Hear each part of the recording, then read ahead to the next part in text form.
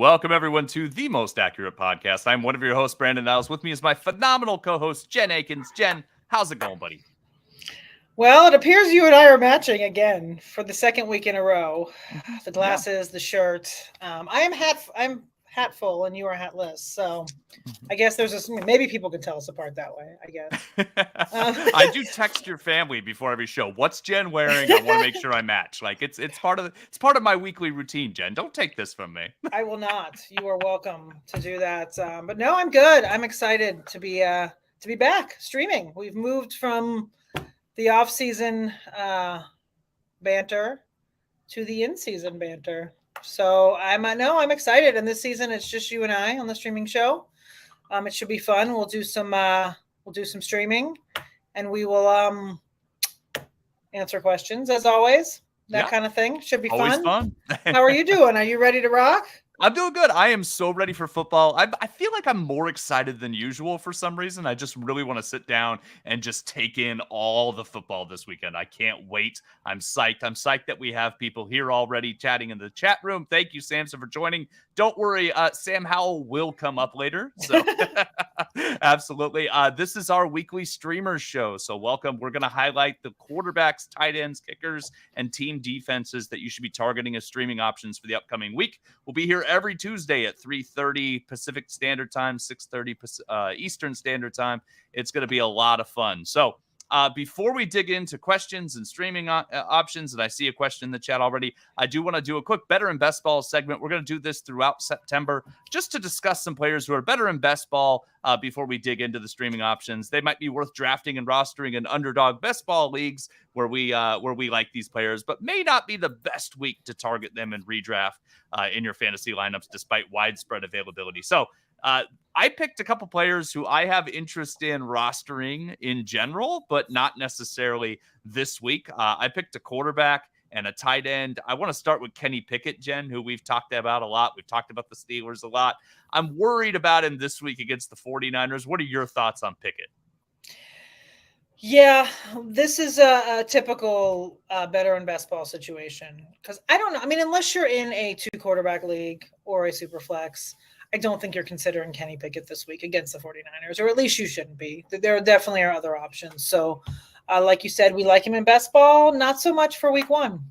Yeah, absolutely. 49ers were 11th in adjusted fantasy points allowed to opposing quarterbacks last year. I'm going to say AFPA, adjusted fantasy points allowed, is a great tool we have on the site. I'm going to say that all year, so I'm going to try to just say AFPA, just so you know. Feel free to throw that in the chat if you forget, but it's a great tool to check out. They led the league with a plus 13 turnover differential. They were tied for the most interceptions with 20. I like Pickett. I think he's going to show improvement. This is a tough one to count on him. The tight end that I picked out is Trey McBride. I've been drafting him late in as a third tight end and 3 tight end builds over at Best Ball in the tournament play. I don't like him this week, though. It's going to be tough. Washington was 5th in AFPA to opposing tight ends last year. They've got an athletic defense. They've got quality talent there. And, of course, the quarterback's a mess. Are you interested at all in Trey McBride in Best Ball formats, Jen? I think I've sprinkled him in a little bit. Yeah, I mean, we really don't know what's going to happen with Arizona. I mean, we all just assume they're going to be horrible, but what if they get that weird, like, lightning in a bottle thing with Josh Dobbs or Clayton Tune? Like, sometimes that stuff happens. It's super weird, right? But sometimes, one of those situations where everyone thinks they're going to be terrible and they might, have some kind of weird chip on their shoulder, good season thing. So I think he's worthy of best ball, in redraft, I don't suggest it, even though tight end, we're already like the bunch of the guys at the top are hurt, I mean, we've got Travis Kelce now has a knee injury we're not sure how long that's going to last. Mark Andrews is nursing an undisclosed something, and George Kittle's hurt too. I mean, You've got 3 of the top 5 guys are hurt. So people are going to need streamers, which we're going to get to a little later here. But I don't know if Trey McBride is one of them, but like you said, better in best ball. Yeah, absolutely. Now, if Zach Ertz isn't ready to go, which is very possible, then maybe he gets into the conversation. But still, I want to see that Arizona offense, like you said, could be better than we expect. There's going to be Probably fantasy. not, but you never know. But, somebody has to get fantasy points on that team. So somebody will. It'll probably be James Conner and somebody. So you never know. But so I don't mind stashing him. Don't mind him in that as my third tight end in best ball builds. He is a talented young kid, but definitely better in best ball. It's funny. We always joke that streaming isn't really useful week one. But then, like you said, we've got 3 tight ends that may not play week one that are definitely going to be in people's lineups. So they're going to need some streaming advice here. So just a reminder, if you need a 4for4 subscription, use the promo code YouTube. It saves 25% off the sticker price, 4for4.com/plans. Let's hit a couple questions from the chat real quick, and then we'll dig into our streamers. Uncle Andy, thanks for joining us. Wants to know what percentage of their free agent auction budget they need to spend on Noah Gray. What do you think, Jen? I have a strong opinion on this, but I want to hear what you have to say first. I say not much, depending on who else is on the waiver wire, right? I mean, Travis Kelce, at least the latest information I saw, there's no ligament damage whatsoever. Everything's intact, just swelling, not sure what's happening there. So he could be, considering they do have an early game Thursday, which he probably won't play, we're looking at, a decent time of rest. So if it is just some kind of sprain, strain, whatever, he may be back by week 2. So I wouldn't spend too much on Noah Gray because I don't know that Noah Gray is going to get the same targets that Kelce was going to get. I don't think it's going to be a direct translation. I think they're going to spread it elsewhere if Kelce doesn't play. So I would personally look at your waiver wire and see who else is out there. We're going to go over streaming in a little bit. I've got about 3 to 4 options for you there. I think Noah Gray is one of those. You can spend a couple bucks, but I wouldn't spend significant money on him unless we find out from now until waiver wire tomorrow that something is really wrong with Kelce's knee and he'll be out for a significant amount of time. Yeah, I agree. And I especially the part where you said it's not necessarily a direct translation, Kelce out, Gray in. In a lot of situations, you're going to find tight end to be one of the least plug and play replacements, right? It's those targets are going to go to whoever's open. And it was always Kelce. Now it might be somebody else. So I'm probably not spending one of 17 receivers for Kansas City. Absolutely. Mark Cleveland has a trade question. Mark, I want to know what are the receivers you have. So trade Tony Pollard and Deebo Samuel for Christian McCaffrey and Elijah Mitchell. Mark, let us know in the chat what are the receivers you've got, because that's what makes the difference for me on that trade. And Tom Sturdivant, hello, Tom, our friend, longtime friend, has Sam Laporta as their only tight end. Should they keep or pivot to Ferguson or Juwan Johnson? I'm going to let you answer that one, Jen. I would like to want and hope and think that Laporta is going to be what we want him to be, but he is a rookie and he may not be. So I don't know if I would pivot, but if you have the room and Ferguson is there, I would probably grab him and maybe at least just for week 1, go with Ferguson until we see. I mean, with Laporta not taking any real NFL snaps yet in the regular season, it's tough to really go all in.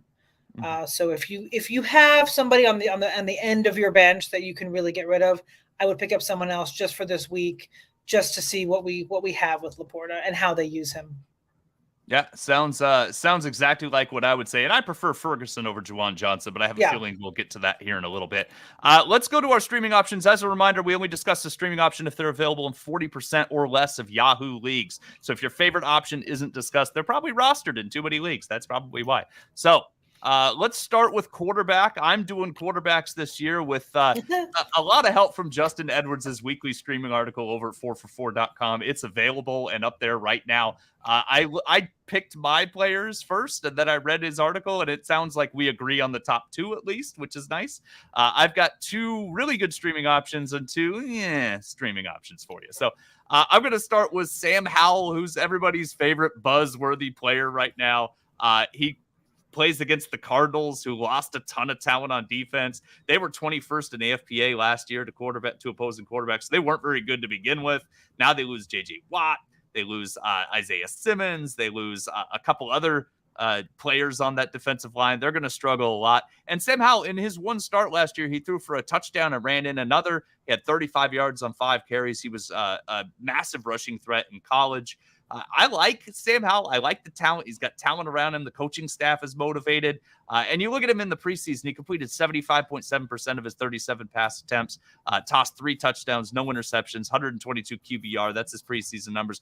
Preseason doesn't always mean a lot, but when you're going into week 1 with a quarterback who's only had 1 career NFL start, you at least look a little bit at preseason. So he's looked sharp.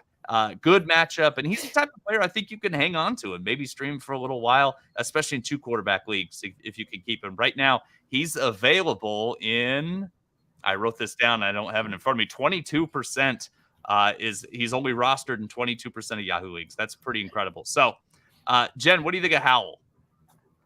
I like Howell. I am actually starting him in Scott Fishbowl this week, so which is a 2 quarterback, a super flex situation. So yes. And, it's frustrating because I really wanted him in my main home league.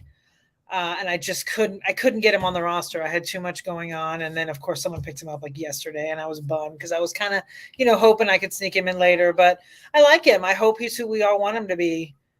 He may not be. I mean, we have a very limited sample size. But like you said, that team is super motivated. They have a new ownership. They're all, it's like they're free. They're excited. So it would be a great story if he is who we all want him to be. Yep, and Eric Bieniemy really wants to show everybody that he's not just Andy Reid's, Andy Reid's helper, right? That he's a legitimate coach in his own mind. Mark Cleveland, thanks for telling us who your receivers are. Christian Watson, Garrett Wilson, Jahan Dotson, Cortland Sutton, and Nico Collins. I'm okay with the trade. Once again, the trade is Tony Pollard and Deebo Samuel for Christian McCaffrey and Elijah Mitchell. I'd probably keep Pollard and Deebo in that situation because I think when you look at your starting lineup, you're going from Deebo Samuel, Garrett Wilson, and Christian Watson to, swapping in Jahan Dotson or Cortland Sutton, a little bit more question marks. Whereas I think the drop from Christian McCaffrey to Pollard probably isn't huge. I know McCaffrey's incredible, but I'd probably hold tight, but it's not a bad trade. Jen? Yeah, I don't hate the trade. I don't love that you're getting 2 quarterbacks on the same team. Mm-hmm. I'm sorry, running backs on the same team. And one of them, Mitchell is kind of hurt. So I don't know if you're really getting anything there. I mean, like Brandon said, the drop off from McCaffrey to Pollard it's minimal, but it's not huge. And I think that from Deebo to say Nico Collins is a pretty decent. So I don't hate it, but I wouldn't rush to accept. Yeah, sounds like we're both very meh on it. Yeah. All right, so my next quarterback I'm going to bring up is Jordan Love. He's at the Bears. They were 24th in AFPA last year. There's no reason to think that defense is going to be significantly better. I do like the addition of TJ Edwards, but outside of that, there's not a whole lot going on in Chicago to get really excited about defensively. I think they're at least a year away from being much, much better. One thing about Jordan Love, I think his rushing potential is kind of overblown. He didn't run much in college, and he hasn't run much in limited opportunities as a pro. He's a good athlete and has the ability to run. I don't think I'd count on that, but he has some really good options. We talked about Sam Howell's QBR, Jordan Love not far behind, 3 touchdowns, 0 picks, 109.8 QBR in the preseason, 63.6% on 33 attempts. Those are good quality numbers. Seems to have a nice connection with Christian Watson, Romeo Dubes. It's good stuff. So I like the Green Bay weapons, even if Dobbs is out. I think that if you're streaming, Jordan Love is one of those guys, not only is he a nice matchup, nice weapons, nice streaming option for this week, he's also an unknown, right? Mm-hmm. He's someone that might be really good. So you might end up grabbing him, playing him this week, and he might end up being solid enough that he ends up being a QB1. We just don't really know. And he's only rostered in 30% of Yahoo leagues right now. So Jordan Love is my number 2 guy. Jen, I know that you've been drafting Jordan Love throughout the offseason, at least in best ball formats. What would you think of rolling the dice? This is my second quarterback now that with very limited experience that I'm recommending. I have been drafting him in best ball formats. In redraft, I'm not there yet with him. I think he's QB2 territory. And with most leagues being, 10, 12, 14, I just don't think we're in the love category yet. But for streaming purposes, say everyone in your league already drafted 2 and he's sitting there on the waiver wire and you need somebody. I don't know why you would really need him that much in week 1, but you never know, I guess. So yeah, I think he, like you said, he has a good matchup. I think he's fine for a QB2 if you're in a super flex league or something like that. But I wouldn't count on him for major production, but he may surprise us. I mean, there's a lot of we've talked about this all off season. There's a lot of quarterbacks this year that are just unknown. We have a lot of situations that we just kind of we're anticipating and need the football to get here so we can really see what they have, when it comes down to it. So I think Love should be fine this week if you absolutely need him. But I consider him more in the QB2 territory. Yeah, it makes perfect sense. So I've got Howell is definitely my preferred quarterback. Love is I think a solid option for streaming purposes, like Jen said. Tom Sturdivant wants to ask what we think of the rookie second-round pick receiver Jayden Reed for the Packers. I think he's going to win that slot job, and he's going to be a solid I think that player. I have him coming up in a later segment, so let's just wait and tune in. Excellent. I like it. So the other two quarterbacks, I'll breeze through these real quick. These I like less, but if you're desperate, then I think they're decent enough options. Matt Stafford's at the Seahawks, who were 19th in AFPA last year. Stafford's only rostered in 31% of leagues right now. He was the QB6 in 2021, and then he was hurt last year. I mean, I'm not saying he's going to be the QB6 again. I know Cooper Kupp is probably hurt, but I mean, he's a good player if you need someone to put out there. Like, it's a new season, new effort for the Rams. They haven't given up on the playoffs yet. He's like healthy. Midway through. Yeah, he seems healthy. So I don't know. I think Stafford should probably be rostered in more leagues than that. But if you need him, I'd grab him. And then I don't hate Bryce Young. I'm probably not starting him unless it's a super flex league. But he's only rostered 19% of leagues. He's at the Falcons, who were 23rd in AFPA last year. It's that whole great unknown quantity thing, right? Like, we've got new coach, new team, new weapons, new everything. He had kind of an uneven preseason, but got better as he went along. Was good against the Lions that last preseason game. Good coaching staff. So if you're absolutely desperate in a super flex league or even a triple flex league and you can throw Bryce Young in there, I'm okay with If you have to start 4 quarterbacks, Bryce Young is great. So super flex or triple flex, right? So then I like I said, I have 2 options I really like and 2 options I kind of like. So that's where I am with quarterbacks. So Sounds Jen, good. we're gonna shift to tight ends and kickers, which is all your territory, and then I'll finish up the show with defense, special teams before our secret stash segment, which is all you as well. Yeah. All right, let's go to tight ends. I'll go quickly because I usually do. And there's not too much to talk about other than the fact, like I said, the top, 3 of the top 5 are actually currently potentially hurt. So some of you may actually need to stream this week. First guy I have is Jake Ferguson in Dallas. He is playing at the Giants this week. He is only 32% rostered, which I find insane because there's been a lot of hype of Jake Ferguson this offseason with Dalton Schultz out the door. So, New York was 24th in tight end adjusted fantasy points allowed last year. He could be a nice safety valve for Dak right from the jump. So Jake Ferguson is my top guy. He's free. He's free, or he's only on 32%. So, go get him if you need him. I love it. Yeah. Second guy I have, I was kind of teetering between the 2 New Orleans tight ends, air quote, between Taysom Hill and Juwan Johnson. They both play at home against Tennessee.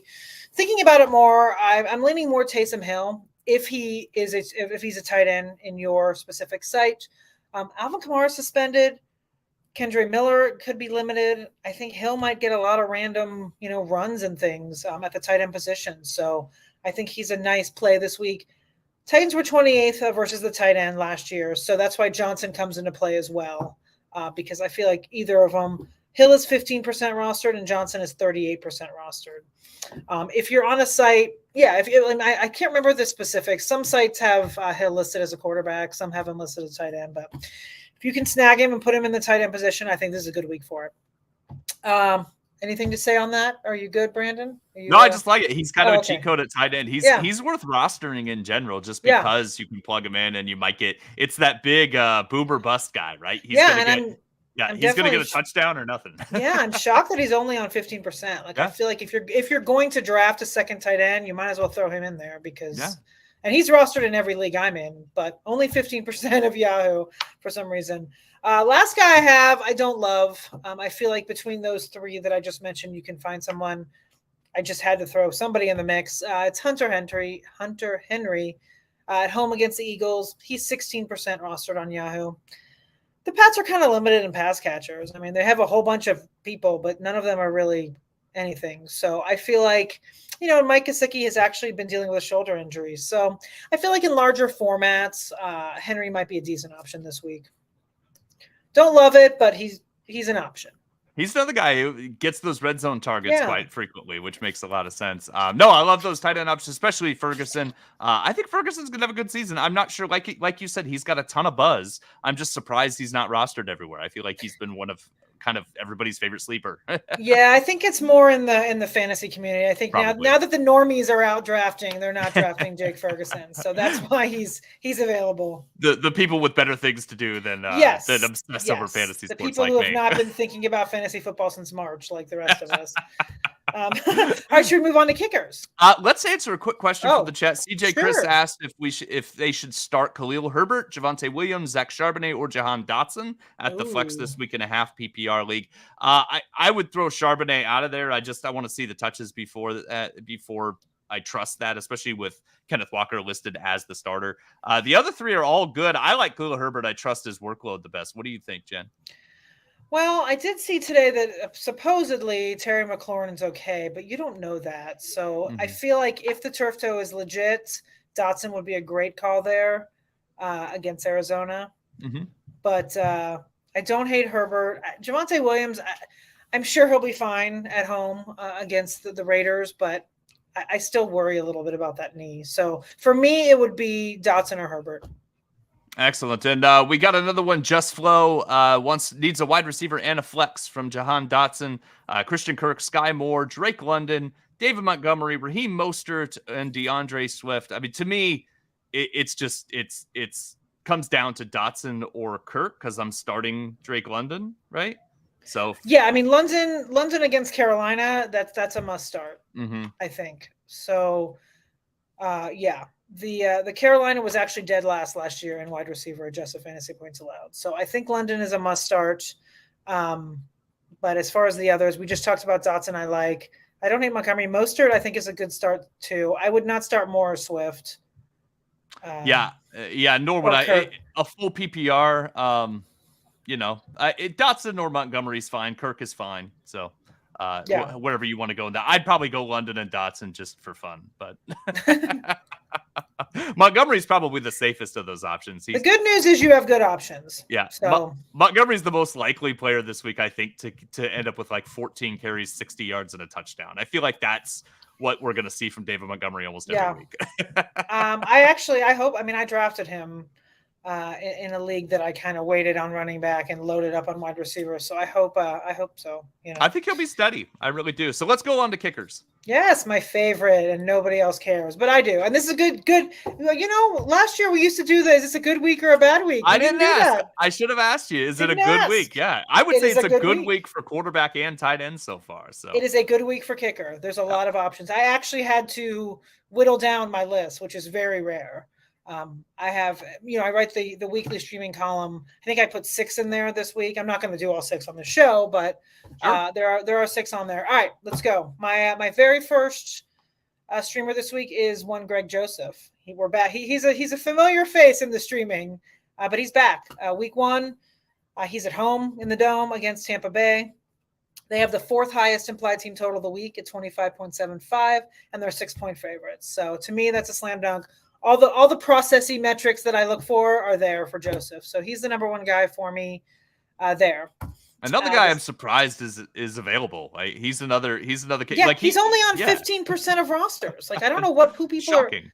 A lot of people just go for like the names that they, like Kaime Fairbairn and Younghoe Koo, when really like Joseph should, you should be drafting. Yeah, should be starting Joseph over both of those guys every day. But good offense in a dome. Like immediately he's someone I think of when I think to draft a kicker before I even look at numbers. almost a touchdown spread there. So he's my first guy. Second guy is actually Will Lutz on a new team. Will Lutz is at home in the Mile High City against the Raiders. And he's only 8% rostered. He's back with Sean Payton. He brought him in. He wants him there. Broncos are actually their implied team total is 24, which is I think like 6 points more than they ever scored last year. So we'll see if that happens. But the Broncos, people are expecting better things at least for that. They are, and they're 4-point favorites against the Raiders at home. And Is Will Lutz going to kick a 75-yard field goal in Mile at High altitude, Stadium? like he may, right? I mean, he absolutely may, and he is available in 92% of Yahoo leagues right now. So if you haven't drafted your kicker, a lot of people will draft extra position players and then drop before. So these are guys that you can do on the next day or two before it kicks off. So he's my number 2 guy. My number 3 guy is going to be Brandon McManus, the former Denver kicker, who is now with the Jags. He's playing in Indy. So on the road is usually not my favorite, but Indy is a dome, right? A half dome, a closey, whatever dome adjacent, whatever it is. It's a dome. Yep. It's a dome. But yeah, they are their implied team total is 25, so they're up there. It's nice and meaty, and they are favored to win by 5 points. So, and he's 38% rostered, so he's right up against the cutoff line. But I think it's going to be a great game against Indy. We have no idea what's going to happen there with that offense, but I feel like the Jags are going to continue to move the chains, and McManus will have plenty of chances to score for your roster. So those are my top 3, and then I have a bonus because I always have a bonus. I love your bonus kickers. Give me that bonus. Bonus is Brandon Aubrey, the Dallas kicker. I love it. If you don't know, he is an interesting story, right? He came from he was a soccer player in college. Then he played professional soccer. And then he switched to football and played for the USFL. Now he finds himself in the NFL. So he's a rookie, but he's not young. But no, he's great. He's going to be playing at the Giants. Their implied team total is 25. They're favored by 3.5, and he's only 2% rostered. So if you have absolutely, if no one that I mentioned, and you still need a kicker, Brandon Aubrey is your guy. Dallas kicker is usually a pretty good option in general. I like it. I'm very interested in that kid. Another guy I'm rooting for just based on story alone. Let's hit a couple questions. Robert, thanks for the question, has a lineup question. Needs 2 of Cam Akers, Alexander Madison, or Brian Robinson. To me, I trust the workload of Akers and Madison more than Robinson. So that's an easy one for me. Robinson's out. What do you think, Jen? Yeah, Akers actually has a very good matchup. Seattle was 29th against running backs last year. So I think in this specific week, I like Akers and Madison as well. He's at home. Excellent. Brian Robinson, we don't know how that's going to shake out with Gibson. Mm-hmm. Is that the only other option? Yeah. So first 2 for me. Okay. And email wants to know David Montgomery or Brian Robinson. To me, it's Monty. Again, I just trust the workload a little bit more. I think Monty has a better scoring opportunity because I think Detroit is going to have more scoring opportunities than the Washington offense in general. That was a little closer for me, but it's still David Montgomery. Jen? Yes, Montgomery for me as well. We just talked about it a little while ago, but yeah, I mean, I don't hate Brian Robinson. I feel like it's tough to know. And if we don't know whether it's PPR or not. If it's not PPR, then I would definitely go Monty just based on, I feel like Robinson is going to be more of your standard guy. Mm-hmm. And then our friend Samson wants to know if Sam Howell is worth holding and streaming next week. So, next week they face the Broncos, I believe. And sure. I mean, it really depends on how many roster spots you have. I don't typically hold more than one quarterback in one quarterback leagues, but I think that if your quarterback is kind of a question mark, it's nice to have him now so that because what'll happen if Howell blows up against the Cardinals, he's going to cost all your FAAB money next year. He's going to be a hot waiver wire ad. So if you can add him now, then I think if you have the room, I would stash him. Yeah. Can I answer that next question before we move on? I was gonna ask you to do so. Absolutely. John and I do our stuff completely different. He does all the actual rankings on the site. I have nothing to do with that. I do all my projections for kicker totally different. So if they align, that's awesome. They don't align every week. They definitely don't.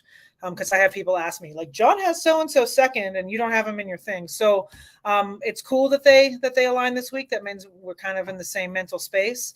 But I do make my own kicker stuff. Excellent. Yeah. And the question was from Luke Holbrook. Thanks for the question. Basically wondering if Jen's kicker streaming options, we're always in line with the rankings on the website. And rankings for week 1 are available at 4for4.com right now. So if we can't get to your lineup questions, that's a great resource. It's honestly one of the best things you could do for yourself is go to 4for4's rankings each week and check it out. Remember, promo code YouTube saves 25% off at 4for4.com/plans. Robert also wants to know they need a flex between Brandon Cooks, Breece Hall, Gabe Davis, or Deion Jackson. To me, that's Cooks for me. I'm open to Hall, but I'm worried about his workload. What do you think, Jen? Yeah, I'm Cooks for sure out of that without even doing any research on the matchups or anything. I think Cooks I think he has a high floor. I think he's going to get a lot of targets in that offense. So I like him there. Like you said, Hall, I worry about him starting off slow. I think they're going to bubble wrap him a little bit. And then Gabe Davis, he's sketch. And Deion Jackson, I don't trust that situation. I think, Zach Moss, I guess, is technically the starter, but I feel like it's just going to be an ugly committee there for a bit until they figure out what to do with Taylor. And probably a bad team. As I look at that Colts offense, leads me to a great segue into my defensive streamers this week. I'm going to start with the Jacksonville Jaguars. They're at the Colts, who were 30th in points last year. They don't have Jonathan Taylor. Now, I know we're kind of bullish about Anthony Richardson. We're interested at least in his rushing upside, but I think this is going to be a bad offense and a tough season for the Colts, like I said, especially without Jonathan Taylor.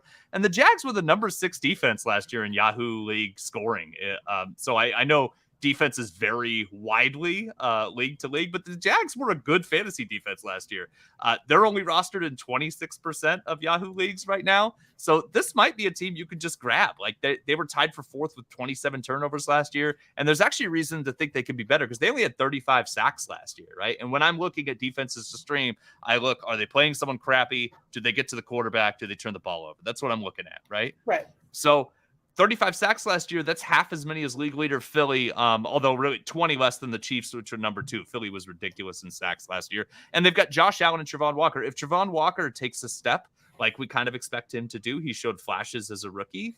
If he comes out, this former number 1 pick, and he becomes a true pass rushing threat opposite Josh Allen, like they could get a lot of turnovers, and they're facing Anthony Richardson, who's an unpolished passer. Like, yeah, stream the Jags. This is a great week to stream defense. Stream the Jags. You might even want to keep them because they face Houston twice, Tennessee twice. We don't know what Tennessee's going to look like, and the Colts twice. So stream the Jags. Grab the Jags. Get the Jaguars on defense right now.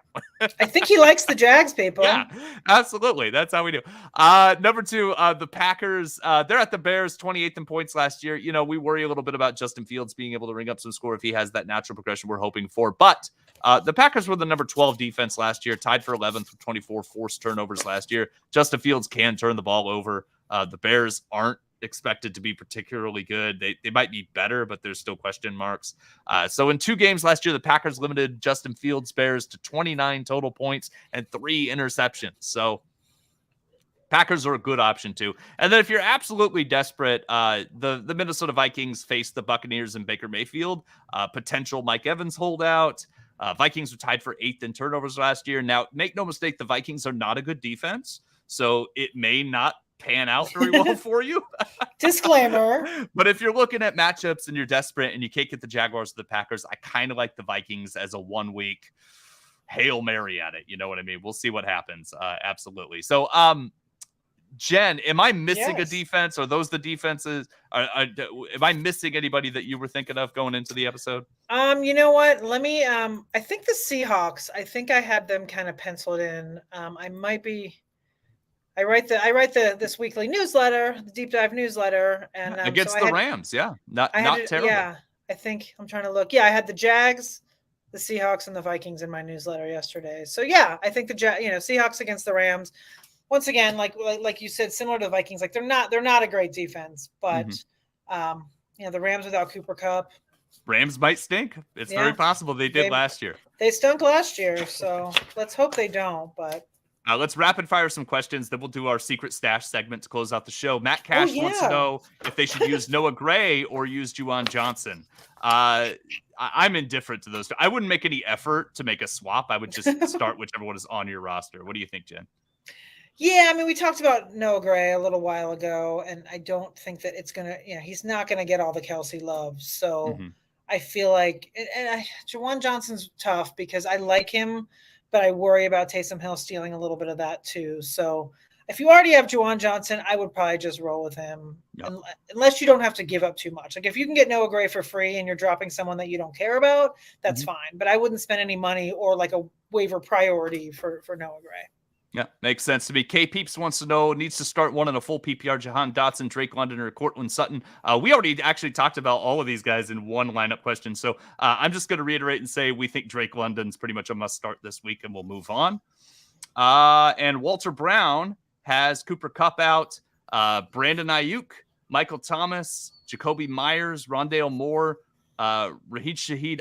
Not sure what the question is here, but I think you have them ranked pretty much the way I would. Yeah, I think Shaheed. I don't know if Shaheed's even playing yet. He's hurt. The rest of those guys, I'd go Ayuk if that's the question. Sure. Which I assume it is. I think that's the question, but you, like I said, you pretty much have them listed the way I would start them probably. So, and I think that I want to look real quick while I'm pretty sure that the Commanders are rostered over 40% to answer Kevin S.'s question. Absolutely. Very good. I drafted them for that purpose. Yeah. I mean, very good point. Washington is my week one defense in all of my leagues because I drafted them in the last round, right? Yeah. Well, absolutely. But they are rostered. They're rostered in too many leagues for me to include them. Yeah, I have Washington in a couple, and then this one league that I did the other night, Baltimore was still there in the last round, and I was like, how do I pass them just for so I just you got to do that. And they have a good matchup for week one anyway, so I was like, all right, done. Excellent. All right. So, Jen, I'm always looking ahead to the next week and beyond when I'm setting my waiver wire claims on Tuesday night. So who are the secret stash players I should be looking at this week for future weeks? Okay, so we have two categories. We have week 2 stashes, and then we have long-term stashes. I'm going to go quickly because I think we're already up against it here as far as our normal streaming show. So week 2 stashes, I have Van Jefferson. He is only 16% rostered. If there's no Kupp, he's technically the wide receiver 1 heading into this week if Kupp is out. So against Seattle's defense, which we just talked about, is okay, but not fantastic. So I think Van Jefferson, I'm in a league where he's sitting there and I cannot get him. Like there's nobody I can drop. And I've been staring at him for 3 days. Like I want him and I can't get him. And I'm super frustrated because I would have to drop somebody, in a lot better of a position than him. But I still like Van Jefferson. I think he's a good stash for next week as well. And then Jayden Reed is my other guy. He's at 8% rostered. Romeo Doubs is banged up. Green Bay plays Atlanta in week 2, which they were 25th in wide receiver adjusted fantasy points allowed last year. So those are 2 guys that I would like for next week, just based on matchups and based on situation. And then if we go to long-term stash, I have 3 guys. I'll go real quick through them. First guy is Tank Bigsby. His snap count and usage improved every week of the preseason. He's definitely cutting into Travis Etienne's work. He's he's being drafted as an RB4, but he definitely has upside. And if anything happened to Etienne, which it can happen, so he's 47% rostered right now. So he's still out there. If you guys want to stash him for later, he can come on later in the season, all that kind of stuff. Also, just appreciate a running back named Tank. Just gotta appreciate that. You gotta appreciate it, and I feel like he's, when he was drafted, people were kind of the situation and whatnot, but I think he's definitely carving out a role for himself there, and I think they're going to use him more than Travis Etienne wants, or the people that drafted Travis Etienne want. So he's a good stash for later. He may not be within the first few weeks of the season. He may come on later, but I feel like he is going to come on. Second guy I have is someone we just mentioned, Rashid Shaheed. He's only 12% rostered. He's coming off a groin injury, so he's not ready right away. However, I think he's going to be a good bye week fill-in. I think if when Michael Thomas falters or whatever happens with Michael Thomas, I feel like Rashid Shaheed might slide right in there. He had a really quiet, good rookie season. So unfortunately, has a groin injury, but he's a guy to stash for later when he's healthy. And probably the return specialist if your league awards any of that. Yeah. Last guy I have, and it's just for our fun and nostalgia, is Deuce Vaughn. If you have the room, I love it. He could be a sneaky stash for later to spell Tony Pollard. I mean, right now it's between him and Rico Dowdle. We don't know what's going to happen there, but he had a great preseason. So if you have the room, grab him. And you know what? For some reason, I didn't write down his rostership. I somehow missed that, but I don't know. It's very low. Yeah, I don't think anyone's rostering, so he's just a stash. I will have, I didn't write a stash this week just because it was too early, and we just, we usually start week 2. So next season or next week on, I'll have more stashes based on, we'll actually have real football to go on. This is all just speculation right now. Excellent. Sal just said Deuce Vaughn's rostership is 18% on Yahoo, which is higher than I expected, actually. That is higher than I expected as well. Good for Deuce. Nihal had the question, 4-point passing touchdowns, Daniel Jones or Anthony Richardson. How much do you want to gamble here, right? Because Danny Dimes is the safer option, and probably with the way I would go, I tend to be a little risk averse. But Anthony Richardson is that big unknown, and he could rattle off a 50-yard touchdown run and blow things out of the water. But Jones could run too. So yeah. No, I'm with you. Yeah. So Jones is it. So I think that's all we've got this week. Jen, always a pleasure. Listeners, don't forget to subscribe to this podcast. We're here every Tuesday evening at 6:30 p.m. Eastern Standard Time. So come join us throughout the season live on this 4for4 YouTube channel, or listen to us the next day. We'll discuss streamers that'll get you through your fantasy season. You can follow us on Twitter at Jen Akins NFL and at 2guysbrandon. Thanks so much for checking us out, and have a great day. Thank you, Kevin.